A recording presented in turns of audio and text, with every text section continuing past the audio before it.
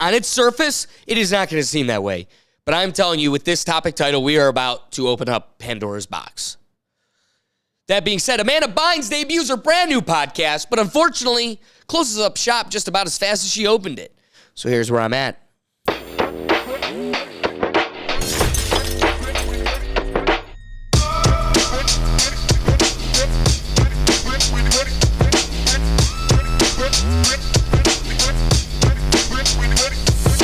There are layers to this story, many of it revolving around our beloved favorite actress that we all grew up revering, Amanda Bynes, a young actress that had nothing but sheer talent.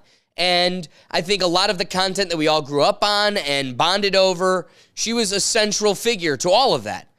But we've also had a front row seat to this poor girl's demise. The question begs, what's kind of caused that snowball effect?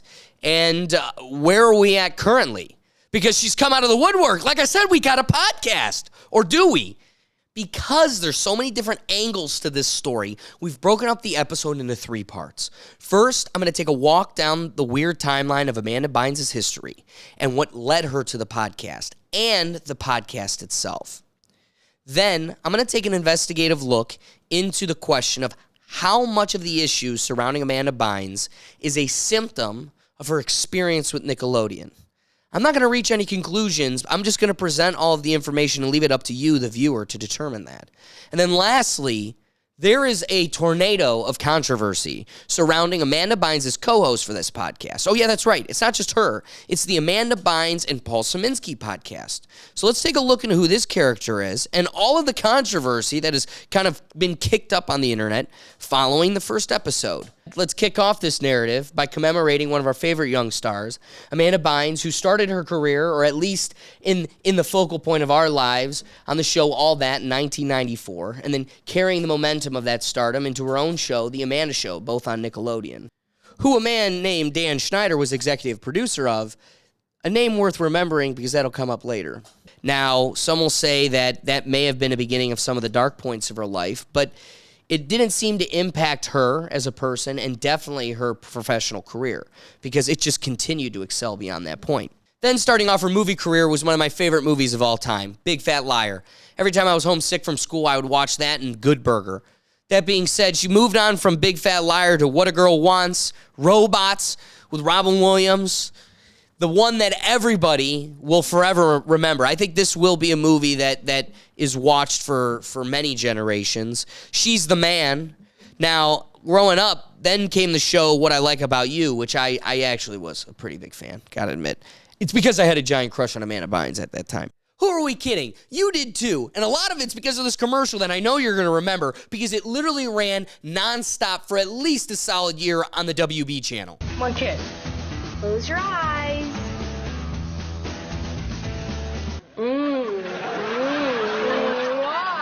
Holy. I know. Blows your mind, doesn't it? And then she quickly began wrestling her way to A-list status with the cinema rendition of the Broadway hit Hairspray. However, her Hollywood career abruptly reached its climax following that with the movie Easy A in 2010. It was during this movie that Amanda Bynes was pushed to her limit. She said that the directors never gave her opportunity to rest, that there were actors that still to this day would claim she would just stop and scream, I need a break, I need a break, I need a break, I need a break, I need a break, 34 times, and they still wouldn't let her take a break. It was here that to cope with the stress and anxiety and the lack of rest, she started using marijuana, which also then began leading into other drugs, and it started snowballing her into a different lifestyle, which then led her to hanging around different people. And again, this is really where you see the end of her movie career. Also around the same time, Amanda was cast in the movie Hall Pass, but she walked off the set because she was balancing issues between self-doubt and drug use. But while the movies came to a halt, the Amanda Bynes story just started cooking. This began the Twitter era. The Twitter era, you ask? It was in 2012 and 2013 when Amanda Bynes started rustling feathers on Twitter. Now, years later, even Amanda herself acknowledges that a lot of the issues with the Twitter era were a combination of insecurities and heavy drug use. Now, that being said, we can't leave the dialogue without going through some of the Twitter archives. I know 24 is a young age to retire, But you heard it here first. I've #retired.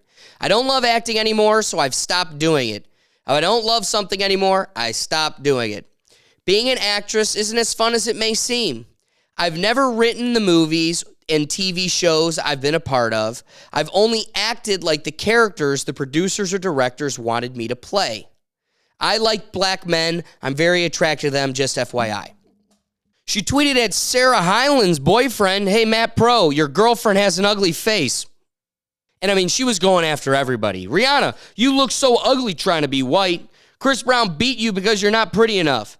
No one wants to be your lover, so you call everyone and their mother. Then I almost named my new dog Rihanna."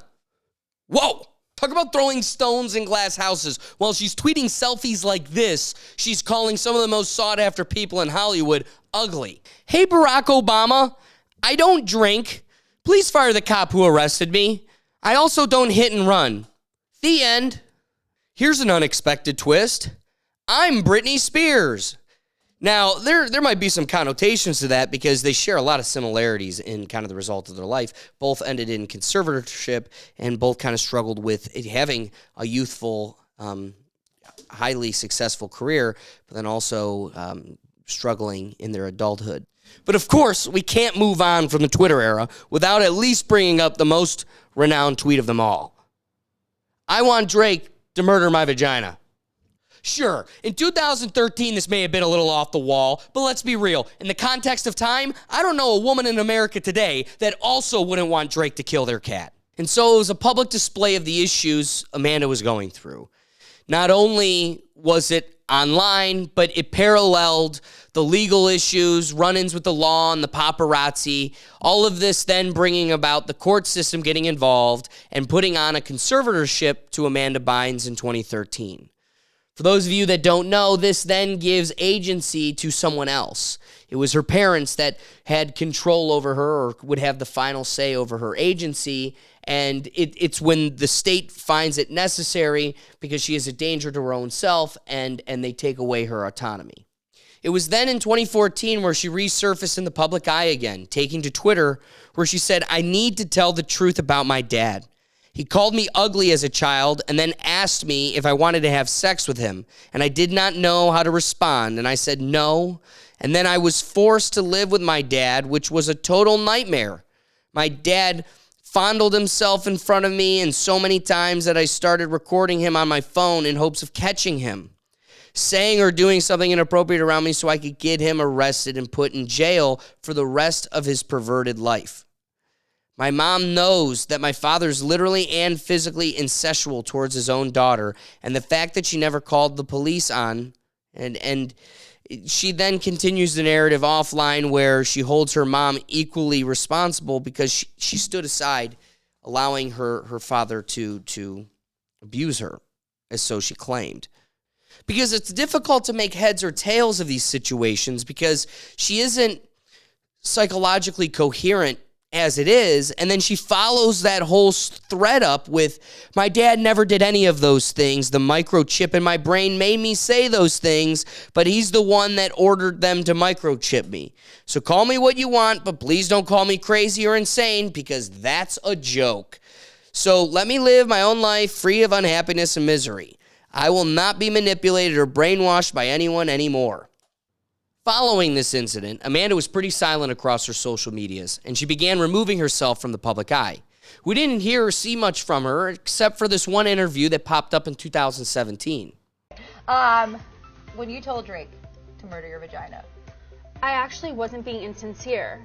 I was like saying, "Murder my vagina." You were serious. I was serious, but I was also on drugs. So that was my way of saying, like, let's do it, man. But I was like on drugs and trying to be hilarious. Yes. Can I be honest with you? He's really cute. He's hot. He's hot. Yeah. So I mean, for you to say that, I can't blame you. Thank you. What's it like to get your vagina murdered? I don't know. I'm like, what does that even? What does that even mean? It just means like, fuck me, Drake. I just can't. In the wake of all the public chaos and the continuation of her conservatorship, Amanda then began to recess away from the public, and we really didn't see much of her. But then she resurfaced in 2020, and she seemed to be engaged. Just so you know. All right. Hey everyone, this is Paul, my fiance. What's up?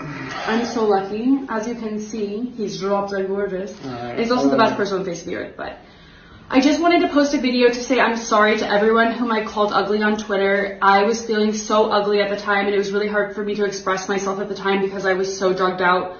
And now I've remained sober for over a year. Same with Paul. And I just want to let you know that I love you guys, and I'm so happy now. I feel like I got what's mine, and that is Paul. Thank you, guys. So everyone's happy for Amanda. She seems to have found love. She's ready to start a new chapter in her life. This gentleman, Paul, she met at rehab or AA, one of those meetings, and they were able to bond, and hopefully this would mean for a new beginning. They'd be able to kind of grow through sobriety together and hopefully kind of, again, start a new chapter. And so on its surface, this seems like a great opportunity for a new beginning for Amanda. And following her excitement for her new engagement, she shares with the public that she's pregnant. And everybody's thrilled. Oddly enough, this is the last time her pregnancy is ever mentioned. She shares an ultrasound, but then never once again is it mentioned. Now, the scary part is this was during her conservatorship, where she has no agency over any medical treatment towards herself. Her parents do, and at the time, her mother. So you also must question, did something happen there? And could it have been against her will? We didn't hear much from Amanda the next couple of years until in 2022, where she decided to take to the internet to start bringing attention to her conservatorship. Hey y'all, I want to say thank you guys so much for your support. The fact that you've been rooting for me for years means more than you know. Today I want to talk about a controversial topic, my conservatorship case. I have been going to a treatment center that charges $5,200 a month. There's no reason why I shouldn't go to a therapist who takes my insurance for $5,000 less a month. This is why I've asked to see the judge next week regarding this conservatorship issue. Thank you guys so much for hearing me out. I'm sorry that this is what I'm dealing with, and I'm sorry to put my problems onto the internet, but this is what life has come to. So thank you guys so much for always supporting me. Love you all. Peace out. Appreciate your love and support. Love you guys. Bye. For the first time, Amanda begins to start looking less comfortable in front of a camera. However, she of course is talking about a very sensitive subject and has gone through a rocky road leading up to this point. The internet began to rally behind Amanda, and similar to the Free Britney movement, this new attention brought eyes to a lot of the issues that Amanda was dealing with. So then in March of 2022, Amanda was able to release herself from her 9-year conservatorship and was finally free. And again, similar to the Free Britney movement, her actions following her newfound freedom started to bring into question whether or not she truly should have it. Besides the occasional unhinged internet video, it wasn't until March of 2023 where Amanda was arrested for being out and about in Hollywood, completely nude, and having a psychiatric break. Now, because of this, she checked herself in for psychiatric medical care, and she remained there for a few weeks. But she was then later detained once again in June and placed on psychiatric hold after being deemed a danger to herself and those around her. So once again, fading from the public eye, but this time due to psychiatric intervention, we don't hear much from Amanda. But then, December 2023, out of nowhere, Amanda creates a TikTok account, and everybody's all over it. So I saw a couple of stories online that say I have a new look, and I was never open about this before, but I actually had blepharoplasty surgery on the skin folds in the corners of my eyes, so I don't have those skin folds anymore. It was one of the best things I could have ever done for my self-confidence, and it made me feel a lot better in my skin, so I just wanted to post about that just to clear up that rumor. As to why I have a new look. I feel a lot better now about myself, and I'm so glad I had the blepharoplasty surgery. It was one of the greatest things I could have ever done. Is that a mullet? Did Amanda become Joe Dirt? Of course, it's great to hear that she feels more confident in her skin, and that's the only thing we could really ask for. That being said, it's sad that such a beautiful girl had such a weird insecurity, something that I at least don't think many people notice or think about. And it goes to show how nitpicky that industry can be when you're so focused on every little fold and curl and crinkle in your body. You start looking at nature. Just so you know, Amanda, there's not a person out here that doesn't have folds on the corners of their eyes. I mean, and you may have gotten surgery to push it off, but your eyes are going to sag, and you're going to be 50 and you're going to have them back. So I don't know. But aside from all that, what started to build my intrigue is that here was a person that at 8 years old, or whatever age it was, at a young age, through her whole youth, was so articulate. And while, yes, as she admitted, she was speaking other people's words and they weren't her written dialogue, she was very sharp and articulate, great at the craft. And now she doesn't seem very lucid, and the videos, while I admittedly, or before, a little unhinged, they still don't seem coherent or very grounded, and they seem to have a huge following because people loved what Amanda was, regardless of who she is today. It's just this snowball fandom. So again, when a video like this pops up, I also wanted to post a video explaining that I usually don't look good in paparazzi pictures, and that's because paparazzi pictures are taken outside and the sunlight is usually really harsh and bright on my skin. Even though I'm only 37 and I don't even look old, like if I zoom in on my face, the harsh lighting can create shadows on my face. I get cast shadows in different areas and I look terrible. And also I have scars on the right side of my face that you can't really tell if you don't see it in a certain bright light. I'm gonna take you outside to show you how terrible I can look in a certain light. I'm sure people have seen from me in movies and in paparazzi pictures, but here, this lighting is not good on me. I look pretty goofy, but whatever. And then this lighting is just kind of a dull flat light. This lighting here is not great either. So that is the secret to how I look good, is I just tend to find the best light. But are you picking up on the theme? Throughout the whole timeline of this history here, all of these outbreak episodes tend to primarily revolve around her physical insecurities, not only with herself, but just with beauty in general. Calling people on Twitter ugly and worried about the eye folds or the lighting in paparazzi pictures. But just after a few of these videos, everybody on the internet revered and got super excited because Amanda announced that she's starting a podcast. Check it out. So me and Paul Sieminski are working on a podcast. It's super impressive that Paul is going to be a part of it because he's a scientist and a biochemist. So having his beautiful mind being a part of this podcast is just going to bring it to another level, I think, because he's going to ask great questions, and I think he'll kind of carry most of the weight in terms of just topics of conversation. Whenever he and I talk on the phone or I see him in person, he's always just so interesting, and I cannot wait for him to co-host the podcast with me. Oh, well, buckle up, because now we're at the podcast, and this is the real roller coaster. So then the rumor mill started turning. Who is this Paul Sieminski character? Is this the Paul that she used to be engaged to? Because she just broke off the engagement with him, but it's on and off. What's going on with that status? Is this that Paul? What does this mean for the show, and what can we expect moving forward? And of course, the videos that Amanda's posting throughout this time aren't coherent enough to clarify this question. Paul told me that he stopped taking his medications. I looked at his phone and he was looking at mom and son porn. He vandalized his mom's home. He broke all of her pictures and put salmon under her bed.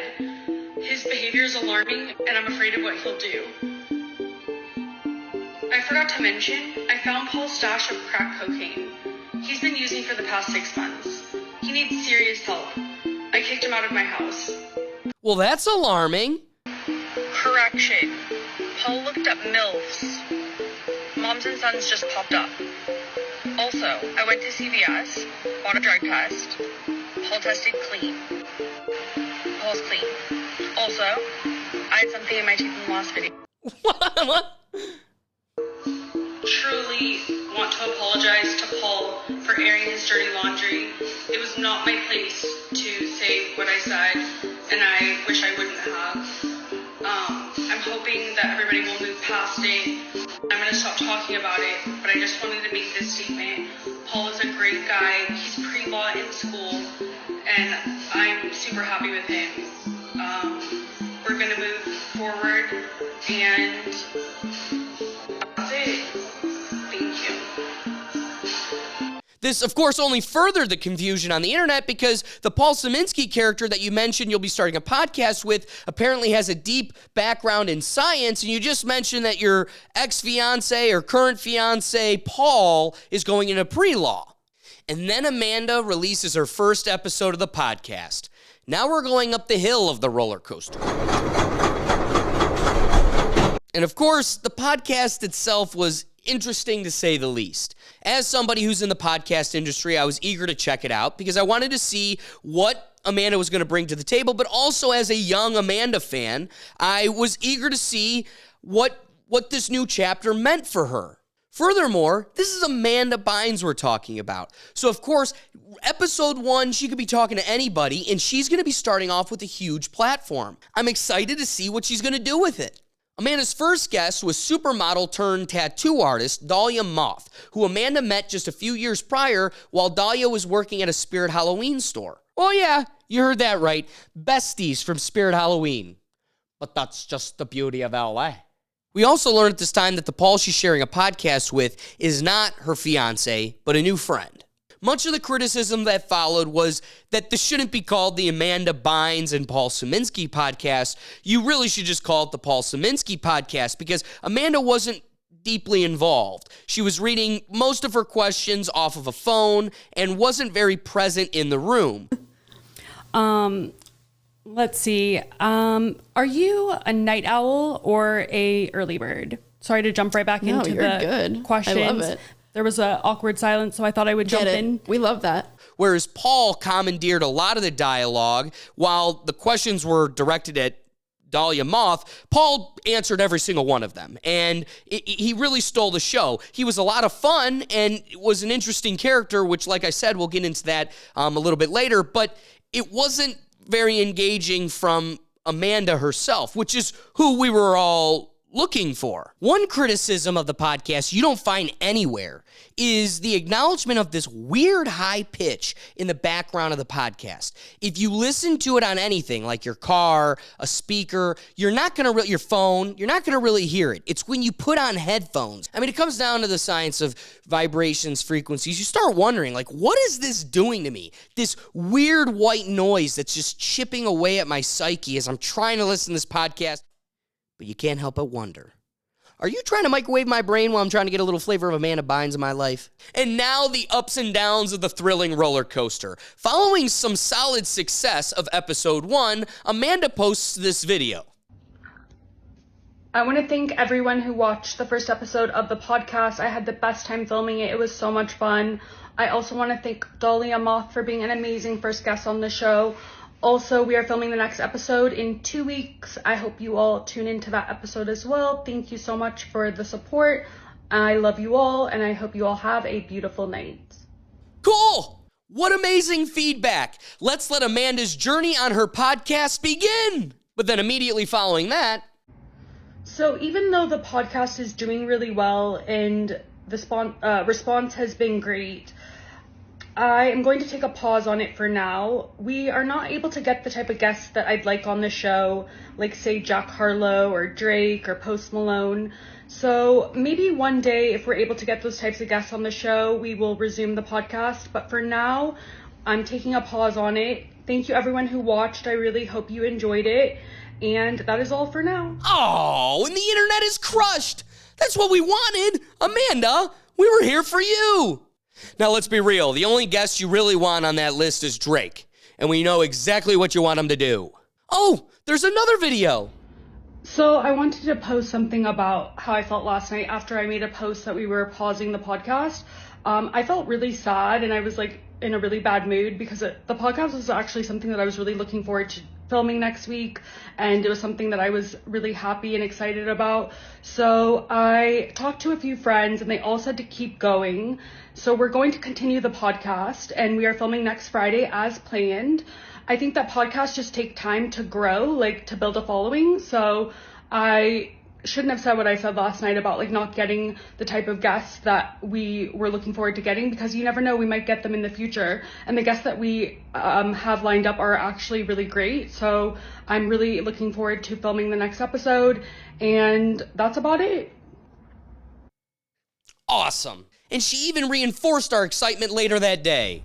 Well, the podcast guest gates of heaven have opened because we have found our next guest for the episode on Friday. His name is Nick Mendez, and he is the store manager of the Store Flight Club in LA. I cannot wait to interview him, and we'll be posting the episode on Spotify on Friday.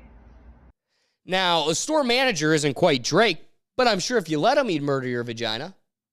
The reality is the guest could be anybody. We're just happy you're out here doing the thing, and you're loving doing it. Otherwise, if you're doing it for any other reason, you're doing it for the wrong reason. So now I'm sitting on the edge of my seat waiting for episode 2. Because this has been so wild, I want to do a So Here's Where I'm At on the podcast that she's creating, but I don't want to just do it on one episode. Let's get some other content to see what the trajectory of this podcast is going to look like. So I'm hanging on the edge of my seat.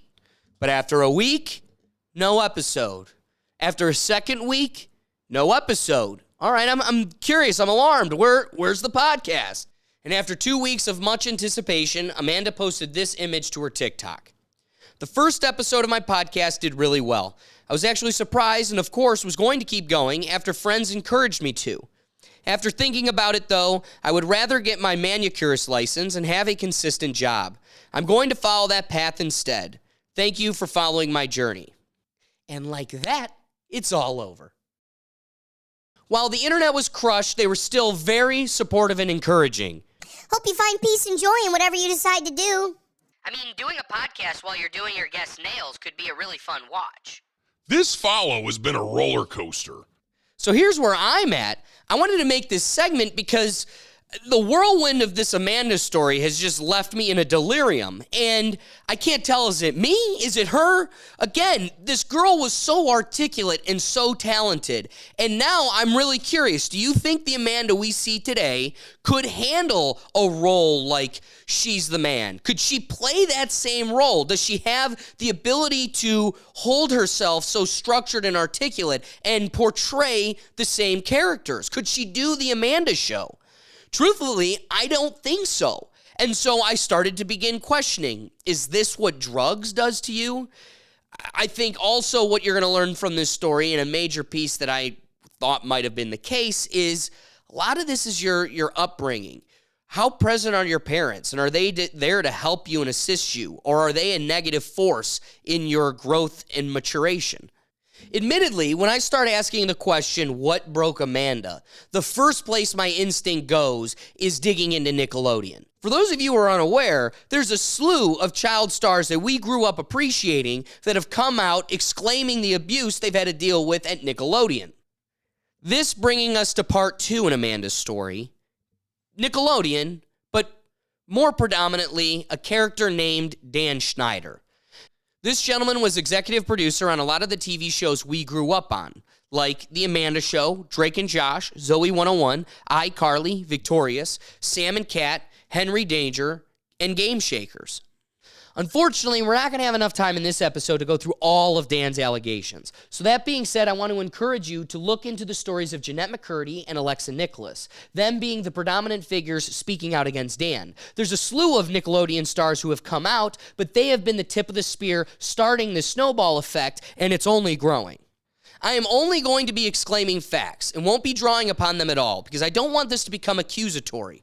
However, in the lens of the Amanda Bynes story, my eyes first go to Dan Schneider. My curiosity of investigation lends to him mainly because of all these other allegations surrounding Nickelodeon and the atmosphere that was at that time. When asked what plowed this path of wreckage in the life of Amanda Bynes, I first short circuit to her experience at Nickelodeon. One, because our youthful years are so formative, but then all of these skeletons are being kicked out in Nickelodeon's past, and Amanda would have been at the center of it. Not only kicking it off with her All That career, but having an entire show for years directly revolving around her.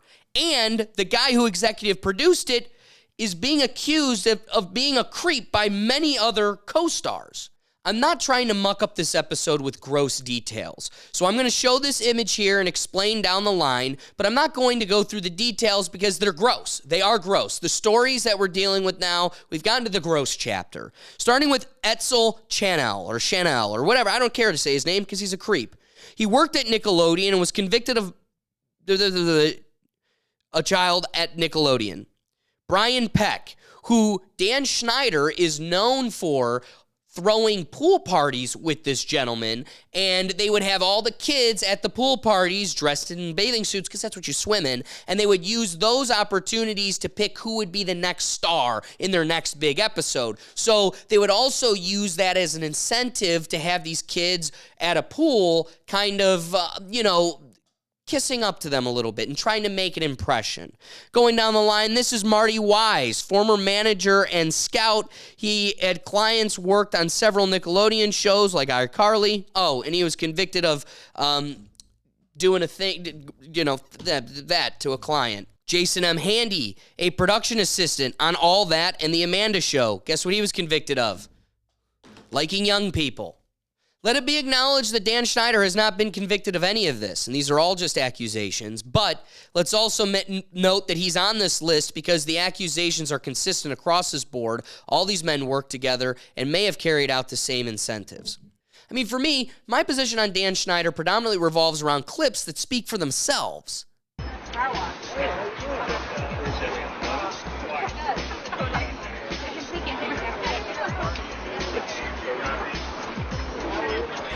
I mean, do me a favor and make this clip make sense. Welcome to Night Exclusive.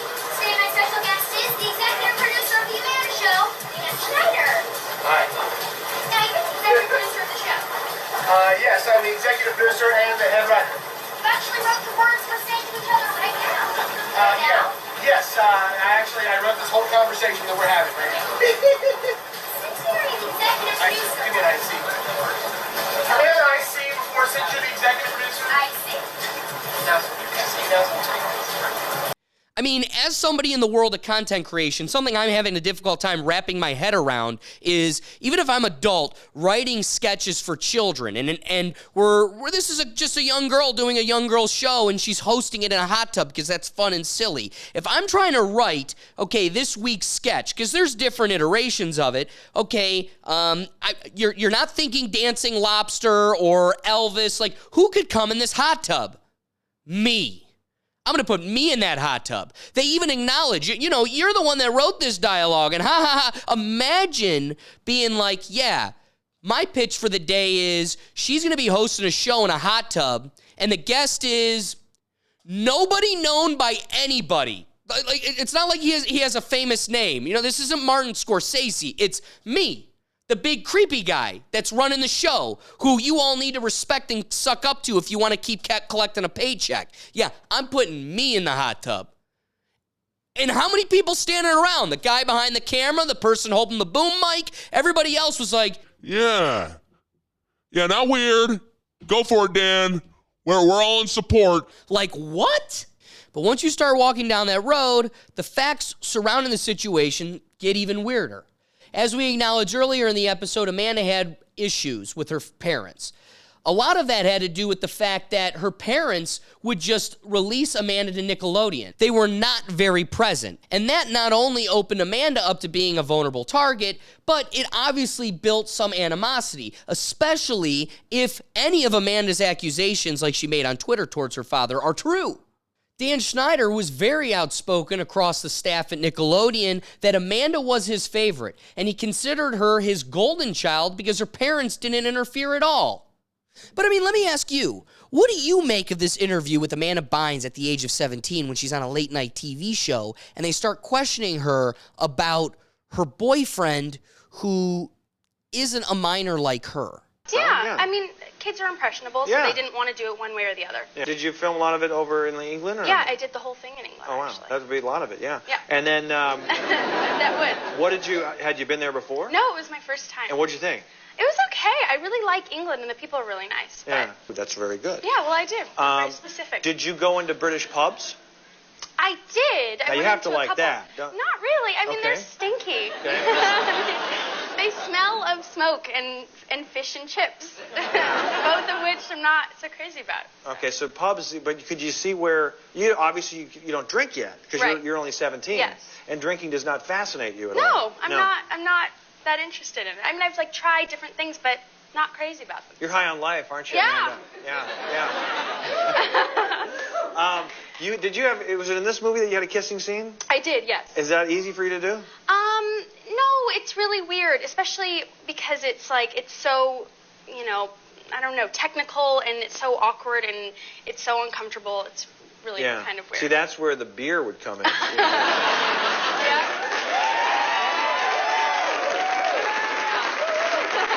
Being high on life didn't really help me out. Being there. high on life did not do anything for you there. Yeah. It was very awkward. Didn't ease anything. Did you just turn 17? Yeah, on April 3rd. So. And how did you celebrate? I know there was no fish and chips or beer. No, so. None of that. Did you guys crochet? You play with your kittens? What'd you do? No, there were no kittens involved. Hopscotch? Yes, there was that. No, I don't know. I came back from New York because I did the, press tour or whatever. Right. Yeah, I didn't really do anything. Just hung out with my boyfriend. That was it. Oh, that's nice. Yeah. Yeah. Aww. Yeah. We're not going to talk about that. Okay. Isn't that off limits? Yeah, They told me prior it's off limits. Oh, well, yeah, well, that's what I did. Let's talk about it. Honest. Is he a wrestler? What does he do? Is he on the wrestling team or the debate team? Or is he in high school? No, he's not. Oh. Are you dating an older man? Yes. Oh, that's great. And was it like 2 years or something? Or what do you think? I don't know. I'm not going to talk about it. Don't ask me.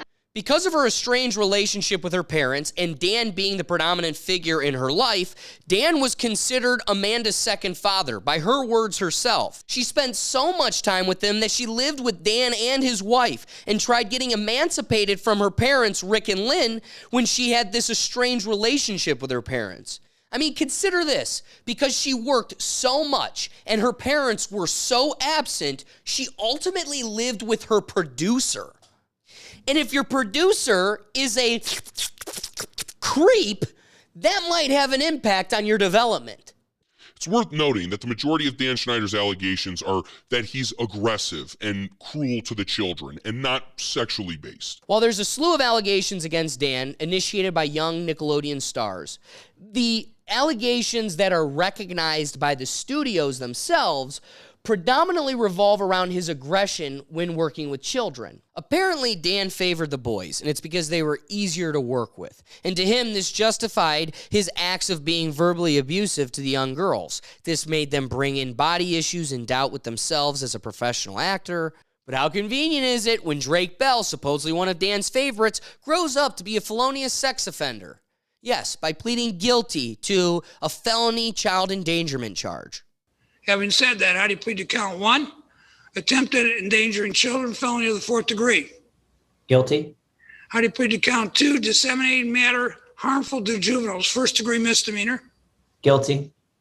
Let the record reflect defendant has pled guilty. The court accepts that plea. Finding it was made knowingly, voluntarily, and intelligently. That was totally Kyle. Totally. Birds of a feather get slimed together. Now, the next part we can't give much weight to, but it is still worth mentioning. Amanda apparently has a personal relationship with the owner of the website called Crazy Days and Nights, who is a lawyer that manages the website anonymously. This website is a blind items revealed website. For those of you who don't know what that is, it's a website where celebrities and predominant figures can do drops, messages, information anonymously. And it can get gossipy, and the websites often themselves admit that some of it's made up. However, this one's worth mentioning because in March of 2018, Dan Schneider was released from Nickelodeon and the empire he built because of all the allegations surrounding his name. And this blind items revealed was released the day after Dan Schneider was released from Nickelodeon. And it's one of the few on that website signed by a celebrity themselves. Oftentimes, the items themselves are also anonymous. So it's interesting that the author of this wanted to have their name attached to it. But is there any legitimacy to it? The post read as follows. Last night, after the news broke about a certain producer, an actress all of you know who knows the producer as well as anyone, sent me this. Thank you for all of your ongoing support. I don't know how any of these men sleep at night, but if there's one thing I do know, it's that what's done in the dark always comes to light. What's interesting about this paragraph is that all of the letters are lowercase, except for certain ones. And after highlighted, it reads, Dan did it. Continuing on. Sorry, I thought it was clever. probably in reference to the Dan Did It part. Unfortunately, I will obviously not be making any comment whatsoever for obvious reasons. And unfortunately, I feel as though the only way that legitimate stories can make the headlines regarding this person is if others publicly speak on his behavior. This person was truly like a second father to me. But things changed. After the second incident, I don't know if I will ever be able to have children or have the family of my dreams. People have been picking at this scab for years. I just won't be the one who finally rips it off. Amanda Bynes. The alarming part about this is the question about the second incident and how that impacts her ability to have a family moving forward. And again, we're not even going to begin to glance at the rumor mill surrounding who the baby daddy was for Jamie Lynn. Jamie Spears thinks I'm cute. Jamie Spears loves me. I do not love you because I don't even like you. Unfortunately, this isn't the end of Dan Schneider. And of course, his name became relevant again with the debut of Good Burger 2, and now he's making his runs across other production studios trying to sell new kids' TV shows. In a recent interview with New York Times, Schneider revealed that, quote, "Over the years, I've grown and matured as a producer and a leader. I'm sure I'm better and more gentle at communicating today." And so he is still out here working in Hollywood. So between absent parents who left her vulnerable and maybe even abused her, balanced with a professional support system that has a sketchy past to say the least, it's no surprise that the Amanda we see today is a symptom of her childhood. The only optimistic thing you can say is that you hope she gets the help she needs and the system assists her in that. But the system has failed her in every step of her life so far. But let's start bringing this roller coaster to its station. And that's with the final part, a look into Amanda's co-host, Paul Sieminski. So Amanda introduces her co-host to the world, Paul Sieminski, as this leading scientist. And nobody really has a reason to doubt her until this video goes viral across the internet and grabs everyone's attention. Listen, we need to get this out there. The guy that Amanda has made this podcast with is not a scientist. He's claiming to her that he's a scientist. He is my old roommate. He is a sociopath. He had lied to me, said he was a scientist for like over 7 years. We were friends. I would be his cat sitter and dog sitter when he would go out of town for over 7 years. And then one day we moved in together. I went out of town and he sacrificed my dog's life, unalived him to a blood moon or something, and then deleted all the footage and then lied about it for months and months and months, and then left, like literally went outside for a cigarette and left the moment that I got into the security footage because he knew there was videos of him doing it on there. This is a dog that he bought. He stole my money. I didn't know that at the time, but yeah, he bought this dog and literally left her. Okay? Literally left. The video was posted to TikTok by somebody with the handle Everybody Hates X Tina. This person refers to herself as Tina, but all of her names are spelled X Tina. I don't know how to go about it. That being said, she apparently met Paul at UCLA, where he did in fact get his degree, a PhD in science. As shared on Paul's LinkedIn, and his degree corroborates it, Paul is in the science of developing methods for characterization of native membrane structures utilizing cryo-electron microscopy and cryo-electron tomography. If you even know what that means, you're in the science. Even if you just know what the words mean, I believe you. But now there are claims alleging that contacts at UCLA confirmed there are no articles attached to the doctor that Paul is claiming to be a student of, and it's been confirmed that Paul left that laboratory during the pandemic by just not showing up. Now, we got to tread lightly. We're making no allegations here, because the other thing that came out is that Paul's dad is a significant lawyer in this country. He's just a national, well-known attorney. And, of course, X-Tina has a cease and desist attached to her, and she will probably be getting libel suits sent her way. But we tread lightly, no allegations being made, nothing to be said here. I don't have anything bad to say about Paul. The only thing I raise is if I'm signing up to listen to Amanda Bynes, I am going to hold some animosity when it becomes the Paul Sieminski show. I mean, I do find it a little weird. You know, he's having a dialogue with a tattoo artist, so he brings up how he has pink and blue, what looks like makeup, like eye makeup, tattooed on his face. That's a tattoo. To me, that seems a little unhinged. But no judgment here. You do you, baby cakes. There's clearly a high demand for Amanda, please. And whether or not we get more Amanda content, the focus of the public seems to be Amanda's happiness and well-being. Everyone supports Amanda as she tries to traverse her future and find a new way of moving forward, whether that's podcasting or doing nails. But I do hope she listens to the internet and considers maybe doing a podcast while she does people's nails. Regardless, like all of us, whatever she settles on is the right choice as long as it's what she wants to do.